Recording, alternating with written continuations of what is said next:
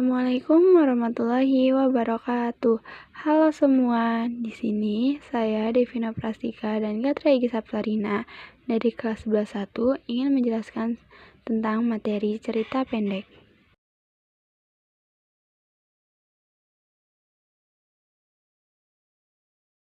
Pengertian dari cerpen.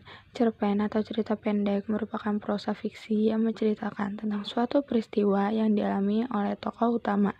Seperti namanya, cerpen lebih sederhana daripada novel. Cerpen termasuk dalam sastra populer. Karya sastra ini terdiri dari satu inti kejadian yang dikemas dengan cerita yang padat. Ciri-ciri dari cerpen. Yang pertama, ceritanya fiktif atau rekaan. Yang kedua, fokus pada satu aspek cerita. Yang ketiga, mengungkapkan masalah yang penting saja. Yang keempat, menyajikan peristiwa dengan cermat dan jelas. Yang kelima, ceritanya pendek atau singkat. Yang keenam, menggunakan bahasa yang tajam, sugestif, dan provokatif atau menarik perhatian. Dan yang ketujuh, tokoh yang ditampilkan terbatas sekitar 1-3 orang saja. Struktur cerpen. 1. Orientasi. 4. Yaitu pengenalan awal suatu cerita. 2. Komplikasi, yaitu timbulnya konflik serta pengembangan konflik hingga puncak konflik. Yang ketiga ada resolusi, yaitu penyelesaian masalah serta kesimpulan dari suatu cerita.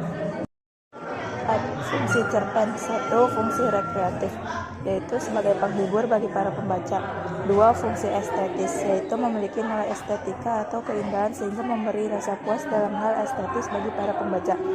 3. Fungsi didaktif, yaitu memberi pembelajaran atau pendidikan bagi para pembaca. Struktur cerpen. 1. Orientasi. 4. Yaitu pengenalan awal suatu cerita. 2.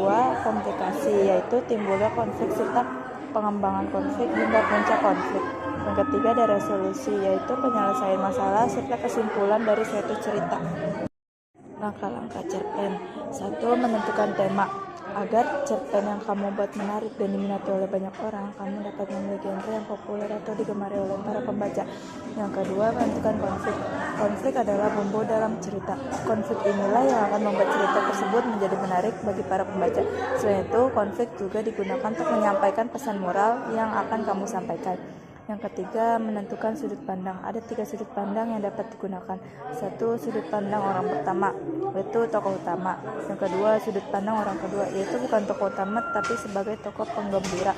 Yang ketiga, sudut pandang orang ketiga, yaitu memposisikan pembaca sebagai penonton. Yang ketiga, menentukan sudut pandang. Ada 3 sudut pandang yang dapat digunakan. 1. Sudut pandang orang pertama, yaitu tokoh utama. Yang kedua, sudut pandang orang kedua, yaitu bukan tokoh utama tapi sebagai tokoh penggembira. Yang ketiga, sudut pandang orang ketiga, yaitu memposisikan pembaca sebagai penonton. Yang keempat, ada menentukan penokohan. Tokoh adalah ruh dalam cerpen yang akan menghidupkan kisah tersebut. Tokoh menjadi 3, itu antagonis atau jahat. Yang kedua ada protagonis baik, tritagonis itu tokoh pembantu jahat dan baik. 5. Menyusun alur cerita. Alur cerita dapat membantu penulis cerpen untuk fokus pada cerita tersebut. Hal ini berguna untuk mengatasi masalah keterbatasan ruang dan cerpen.